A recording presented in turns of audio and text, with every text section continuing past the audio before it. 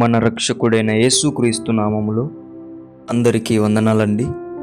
ఈరోజు దేవుని మాటలు విలాప వాక్యములు 5వ అధ్యాయము 21వ వచనము. యెహోవా, నీవు మమ్మును నీ తట్టు త్రిప్పిన ఎడల మేము తిరిగెదము, మా పూర్వస్థితి మరలా మాకు కలగజేయము.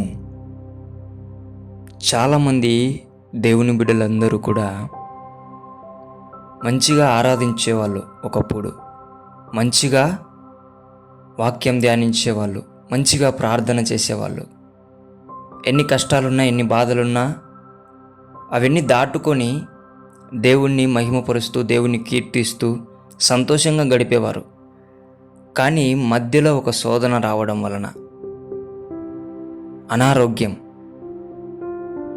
లేదంటే కొంతమంది మనుషుల వల్ల శోధన రావడం వలన పడిపోయిన జీవితం ఈ రోజు వరకు కూడా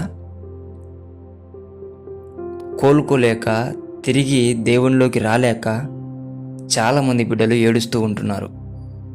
ప్రేమైన దేవుని బిడ్డ, నీవు అటువంటి పరిస్థితులలో ఉంటే రాలేకున్నావేమో, కానీ దేవుడు ఈరోజు నీతో చెప్తున్న మాట ఏమిటంటే, నీవు మమ్మును నీ తట్టు త్రిప్పిన ఎడల మేము తిరిగెదమని గనక నీవు దేవునికి మొరపెడితే, దేవుడు నీ పూర్వస్థితి, నీవు ఒకప్పుడు బాగా ఆరాధించేవాడివి కదా, బాగా స్తుతించేవాడివి కదా, బాగా దేవుని వాక్యం ధ్యానించేవాడివి కదా, బాగా ప్రార్థన చేసేవాడివి కదా, అలాంటి పూర్వస్థితి మళ్ళీ నీకు దేవుడు ఇవ్వబోతున్నాడు. కానీ నువ్వేం చేయాలా? నీవు గనక నా మనస్సును, నా ఆలోచనలు, నా తలంపులను, నా హృదయమును నీవు త్రిప్పినట్టయితే నేను తిరుగుతానయ్యా అని నువ్వు మొరపెట్టాలా.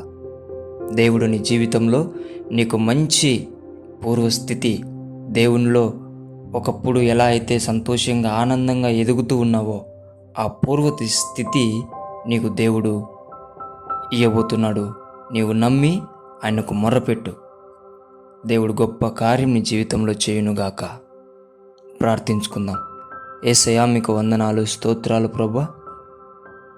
ఎవరైతే నీ బిడ్డలు ప్రభువా ముందుగా చాలా చక్కగా నీతో గడిపి శోధన వచ్చిందని పడిపోయి ఉంటున్నారో, వాళ్ళు ఇప్పటికీ నీ దగ్గరికి రావాలనుకుంటున్నా రాలేకపోతుంటున్నారో, యేసు నామములో వారి సమయంలో మొరపెడుతుండగా, వారి తప్పు తెలుసుకొని మొరపెడుతుండగా, వారి హృదయమును, వారి మనస్సును ప్రభా నీ తట్టు త్రిప్పేసి వారి పూర్వస్థితి, నీలో ఎదిగే స్థితి వారికి అనుగ్రహించమని యేసు నామములో ప్రార్థిస్తున్నాము తండ్రి. ఆమెన్.